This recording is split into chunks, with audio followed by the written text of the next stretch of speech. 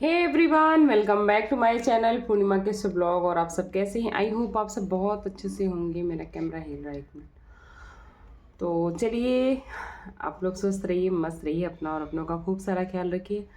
आज का मेरा जो ये वीडियो होने वाला है, ये है एक रिएक्शन वीडियो। और आप लोग मेरे चैनल पे नए हैं तो प्लीज़ चैनल को सब्सक्राइब करिएगा, वीडियो को लाइक करिएगा, फ्रेंड्स एंड फैमिली के साथ ज़रूर से शेयर कर दीजिएगा। और आज मैं बात करने वाली हूँ अंशु के बारे में और थोड़ा सा स्नैपी गर्ल के बारे में, क्योंकि स्नैपी गर्ल ने बहुत सारी चीज़ें बोली हैं, जो सिम बंद कराने से लेके कागज़ पर साइन करने के चक्कर में कि मुझे कागज़ पर साइन कराने के लिए इतना सब कुछ हो रहा है। और बोला था कि जलने वाले जले मैं और जलाती रहूँगी, उनकी वीडियो में आया था। हालांकि इस संदर्भ में अंशु का कुछ भी नहीं आया था, जबकि वो भैया जी ने आके बोला था कि अंशु के भी पेपर चल रहे हैं, वो पढ़ाई पे ध्यान दे रही, इसके बाद वो जवाब दे लेकर आएगी। और इसी बीच आता है अंशु का एक वीडियो, जिसमें उन्होंने स्टार्टिंग में तो सिर्फ डॉगी और नॉर्मल सा ब्लॉग बनाया है, कोई थंबनेल टाइटल ऐसा कुछ भी क्लिकबेट या कैची नहीं लगाया कि लोग जाकर देखें कि उसमें ऐसा कुछ बोला हो। पर लास्ट में वीडियो के ऐसी बात बोल गई है ना कि लोगों का दिमाग हिल गया है कि अब क्या कुछ ऐसा बाहर आने वाला है कि जिससे बहुत कुछ खुल जाएगा। अंशु ऐसा क्या करने वाली हैं, अंशु क्या सपना का पर्दाफाश करने वाली हैं। अंशु ने ये भी दिखाया है कि अभी तक उनके अंदर वह कितना टारगेट कर रहे थे, इसलिए मैं कुछ नहीं बोल रही थी। लेकिन जिस दिन मैं मुंह खोल दूंगी, जिस दिन मैंने सच्चाई उगल दी ना, उस दिन इनका सती सावित्री और सीता वाली इमेज ना बिल्कुल ख़त्म हो जाएगी। तो क्या ऐसी कोई राज है जो अंशु जानती हैं और जिससे इनके इमेज पर वाकई कोई बहुत बुरा असर पड़ सकता है? तो हम लोग भी वेट करेंगे भाई अंशु का। लेकिन बहुत सारे लोग बोल रहे हैं कि भाई ये अब सपना के ऊपर भी बहुत सारे तलवार उठ रहे हैं, फिर अंशु के फेवर में भी रिएक्शन वाले भी आ रहे हैं, नॉर्मल उनकी ऑडियंस भी आ रही है कि ये जो सपना है स्नैपी गर्ल, उन्होंने सारे रिश्तों को दांव पर रख रख कर बेच बेच कर पैसे कमाए हैं। और जब इनके ससुर वाली वीडियो वायरल हुई थी और अभी एक दो वीडियो इन्होंने रिकॉर्डिंग डाली थी, तब इन्होंने बोला था कि ये वीडियो की जो एडिटिंग है इनके भाई करते हैं, वो जो कि इनके सगे भाई नहीं थे, शायद मामा उमा के लड़के थे जो भी। तब इन्होंने बोला था कि उसने रिकॉर्डिंग डाल दी। और अब ये अपने ब्लॉग में नज़र बोलती हुई सफाई देती हुई नजर, मुझे एडिटिंग भी करनी होती है, मैं जा रही हूँ एडिटिंग करने। तो भाई सिर्फ उतने टाइम के लिए वो एडिटिंग करते हैं जब कोई वीडियोस वगैरह इस तरह से रिकॉर्डिंग वगैरह वायरल करनी होती है या पब्लिक को दिखानी होती है। और काफ़ी दिन से नज़र भी नहीं आ रहे हैं। और बहुत सारे लोगों का ये कहना है कि रिश्ते बनाती तो है, निभाती नहीं। और ये इसलिए कहना है क्योंकि आपने देखा होगा कि अभी इनके कुछ दिन पहले की बस लेटेस्ट ही एक ब्लॉग में डाला है कि अपनी जो बच्चियां हैं उनकी ट्यूशन मैम से मिलने उनके घर भी गई हैं। काफ़ी अच्छा नाश्ता पानी खातिरदारी और अच्छा बॉन्ड भी शेयर करती हुई नज़र आई हैं। इसमें उन्होंने बोला कि ये मेरे बच्चों की ट्यूशन टीचर तो हैं ही, पर मेरी बहन है, इन्होंने मेरा ऐसे टाइम पर साथ दिया जब मुझे नहीं समझ में आ रहा था कि मैं बच्चों को कैसे पढ़ाऊँगी, कैसे संभालूंगी। इन्होंने बोला आप बच्चों की जिम्मेदारी मुझे दे दो, मैं संभाल लूँगी। उस पर बहुत सारे लोगों का ये कहना है अब कि इन्होंने कभी कोई रिश्ता निभाया ही नहीं है। इन्होंने अंशु को भी अपनी बेटी बनाया था, बोला था जैसे मेरी 2 बेटियां नहीं मेरी 3 बेटियां हैं, तो क्या इनकी सगी बेटी होती अंशु तो उसके साथ ऐसा करती। और इन्होंने एक शिबी के साथ भी रिलेशन बनाया था, उसके साथ भी सेम चीज़ें की हैं। और उसके पति को भी बुलाने लगी थी, ऐसे एलिगेशन भी लगाए हैं इनके ऊपर कि उनके पति को भी बुलाने लगी हैं।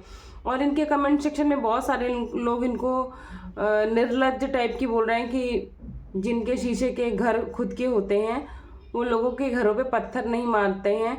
और अंशु बहुत समझदार लड़की है, और कोई लड़की होती ना तो इनको बेइज्जत कर देती। ये कमेंट्स हैं इनके, मैं नहीं बोल रही हूँ। उनका कहना है कि और कोई लड़की होती तो इनको बेइज्जत कर देती। इन्होंने एक एक रिश्ते को बेचकर सोशल मीडिया पर रोटी कमाई और बोलती हैं मैंने बहुत मेहनत किया है, ऐसे काम पर हमारा कोई भी सहयोग नहीं है, हम इस पर थूकते हैं। ऐसे लोग कमेंट्स कर रहे हैं। अब आप लोग को क्या लगता है कि इसमें अंशु सही हैं या फिर स्नैपी गर्ल सपना? आप लोग ज़रूर बताना आप लोगों की क्या राय है। देखो, कुछ लोगों का ये कहना रहता है कि जब बीमार होती तो जेठानी के पास जाती थी, जेठानी ने इन्हें अच्छा सुना दिया क्योंकि वो इनकी हरकतें जानती थी। फिर शिबी के पति को बुलाने लगी शिवी के साथ, फिर आती थी फिर ये अपने घर जाकर ना शिवा के घर चली गई। वहाँ वो समझ गई थी शिवा सब कुछ, इसलिए इनसे अपने आप दूर हो गई। तो वो क्या समझ गई थी, मतलब इनडायरेक्ट अभी इनके सपना के कैरेक्टर पर लोग सवाल उठा रहे हैं। तो क्या ये सिर्फ और सिर्फ भड़काने का नतीजा है, क्योंकि इनकी लाइफ के बारे में बहुत सारी बातें हो रही। एक लाइव आई थी, उसमें बहुत कुछ आया था। फिलहाल उसका जब तक कोई जवाब नहीं आ जाता, मुझे लगता है उसके बारे में कुछ बोलना सही नहीं होगा, क्योंकि हमारा काम किसी पर झूठे एलिगेशन नहीं लगाना। हमारा काम है जो हमें दिखता है उस पर हमें रिएक्ट करना होता है। और क्या अंशु ऐसी कुछ सच में बात लाने वाली हैं जो इनके कैरेक्टर को डिस्ट्रॉय कर देगी, इनकी पूरी इमेज डिस्ट्रॉय कर देगी? अगर आप लोग को ऐसा लगता है तो आप लोग कमेंट में ज़रूर बताना। आप लोग को लगता है कि अंशु ने जो ये बोल रही कि पूरा प्लान के तहत किया था, अंशु घर में एंट्री की, उसके बाद मुझे इतना मजबूर किया गया कि मैं निकल जाऊं क्योंकि अंशु को पैसे से प्यार था, प्रॉपर्टी से प्यार था? आप लोग को लगता है कि अंशु ऐसी है? क्योंकि अंशु के ऊपर भी बहुत सारे एलिगेशंस लगे हैं, ऐसा नहीं कि पहली बार ऐसा हुआ है। और कुछ लोग का कहना है कि ये जो सिंपति देवी हैं, स्नैपी गर्ल इनको नाम दिया जा रहा है, काफ़ी कुछ बहुत सारे टैग इन पे लगने लगे हैं, ये बौखला गई हैं तो आगे ये समझौता कर लेंगी, क्योंकि इनके पास कोई ऑप्शन नहीं। क्योंकि अगर अंशु ने मुंह खोल दिया तो ये कहीं की नहीं रह जाएंगी। और जबकि उन्होंने बोला था कि जो सिम ब्लॉक हुई थी, इनका कहना था स्नैपी गर्ल का कि मुझे बड़ा अच्छा हो गया, मेरा जो थोड़ा बहुत कनेक्शन था वो भी ख़त्म हो गया, उससे मुझे भी टॉर्चर होना पड़ रहा था। हालांकि उस सिम से केवल बच्चियों की बात होती थी, मैं आपको क्लियर कर दूं, मुझे पता है उससे केवल बच्चियों की बात होती थी, इनकी कोई आपस की बात नहीं होती थी। बच्ची अपने दादी दादा से बात करती थी। और मुझे लगता है ना, देखो मेरा मानना है कि आज के टाइम में कभी बहुत सारी मजबूरी हो, बस तो दादी दादा से बच्चे वैसे भी दूर होते हैं, कभी गांव शहर के डिस्टेंस के कारण, बच्चों की पढ़ाई के कारण, कभी मतलब पति के सर्विस के कारण, बहुत सारे रीजन होते हैं। पर कभी दादी दादा से बच्चों को दूर नहीं रखना चाहिए। आप उनको एक दूसरे से जोड़ के रखो, चाहे जब मौका मिले उनको मिलने ले जाओ, अगर आप दूर हो तो, और हो सके तो पास में रहें तो बहुत अच्छी बात है। अगर नहीं है, कोई भी मजबूरी है, तो आप उनको मौके पे ज़रूर मिलाने ले जाओ। बात करने में कभी आप कोई भी इंटरप्शन मत करो, कोई भी डिस्टर्ब मत करो। अगर उनको लगता है कि बच्चे खुश मिजाज में हैं, बात करना चाहते, तो आई थिंक रोकना नहीं चाहिए, क्योंकि बच्चों को भी बहुत कुछ सीखने को मिलता है। और जो दादी दादा को सुकून मिलता है ना, वो आशीर्वाद दे या ना दे, उनकी रूह आशीर्वाद देती है। और वो बच्चे पोती पोतों के नहीं, वो आशीर्वाद बहू को भी लगता है। तो मुझे लगता है कि अगर ये इनका इंटेंशन रहा होगा कि दादी दादा से दूर हो जाए, तो ये बहुत गलत इंटेंशन था। इनको बिल्कुल ऐसा नहीं करना चाहिए। अगर वो पड़ोसी के नाम की सिम थी और सिम बंद हो गई थी और इस वजह से तुम्हारा कनेक्शन टूट गया, तुम्हें अच्छा लग रहा है, लेकिन दादी दादा से तुम्हारे बच्चों का कनेक्शन नहीं टूटना चाहिए। जिस तरह से तुमने ससुर के बारे में सब चीज़ें बोली हैं, कुछ लोगों का उसमें भाई कहना है कि गलत हुआ है, लेकिन कुछ लोग कह रहे हैं कि रिकॉर्डिंग की गई है, वायरल की गई है, जानबूझकर की गई है। तो ये सब चीज़ें तो अंदर की यही जानती, क्योंकि भाई इतनी रिकॉर्डिंग रखता कौन है।